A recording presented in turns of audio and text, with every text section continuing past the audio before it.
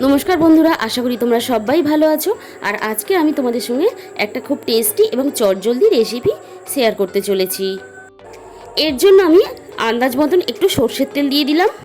তেলটা ভালোভাবে গরম হওয়ার পরে আমি দুটো শুকনো লঙ্কা দিয়ে দিলাম। এবার আমি শুকনো লঙ্কাটা একটু নেড়ে চেড়ে খুব ভালোভাবে ভেজে নেব। আর এখানে কিন্তু শুকনো লঙ্কা মানে ঝালের পরিমাণটা তোমরা তোমাদের স্বাদ অনুযায়ী দিও। আর আমি এবারে শুকনো লঙ্কাটা তুলে নিলাম। কয়েক সেকেন্ডের জন্য কড়াই থেকে আমি গ্যাসটা নামিয়ে ভাজা লঙ্কাগুলো আমি গ্যাসের এইভাবে দিয়ে রেখে দেব যতক্ষণ আমি অন্যান্য কাজগুলো করব।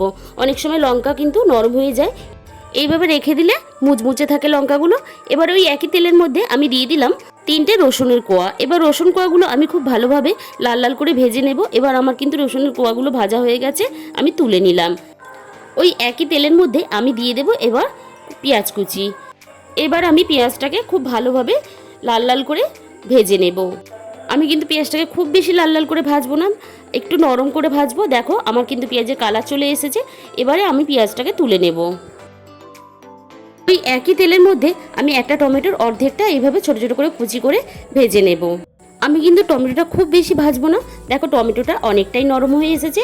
এবারে আমি এগুলো একটা বাটির মধ্যে তেল সমেত তুলে নেব। এবার আমার সমস্ত কাজ হয়ে যাওয়ার পরে আমি শুকনো লঙ্কাগুলো কিন্তু তুলে নেব।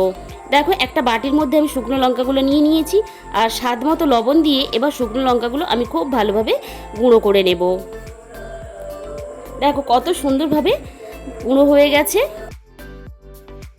একটা মাঝারি সাইজের আলু আমি ভাতের সাথে সেদ্ধ করে নিয়েছিলাম। আর দেখো এবার আলুটাকে আমি খুব ভালোভাবে মেখে নেব। আলুটা কিন্তু আমার খুব ভালোভাবে এখানে মাখা হয়ে গেছে। এবার আমি এর মধ্যে দিয়ে দেব দুটো সেদ্ধ করা ডিম। এবার ডিমগুলো আমি খুব ভালোভাবে মেখে নেব। ডিম আর আলুটা কিন্তু আমার খুব ভালোভাবে মাখা হয়ে গেছে।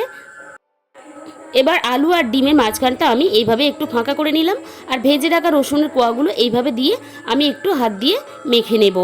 এখানে আমার ভাজা রসুনটাও কিন্তু খুব ভালোভাবে মাখা হয়ে গেছে। এবারে আমি এখানে ভেজে রাখা পেঁয়াজগুলো দিয়ে দেব। এরপরে আমি দিয়ে দিলাম আরও একটু কুচানো কাঁচা পেঁয়াজ। আর দিয়ে দিলাম যে শুকনো লঙ্কাটা আমি গুঁড়ো করে রেখেছিলাম সেটা দিয়ে দিলাম। এবার আমি দিয়ে দিলাম তেল সমেত ভাজা টমেটো। দেখো আমি তেলটা এখানে সবটাই কিন্তু দিয়ে দিলাম। আর দিয়ে দিলাম ধনেপাতা কুচি।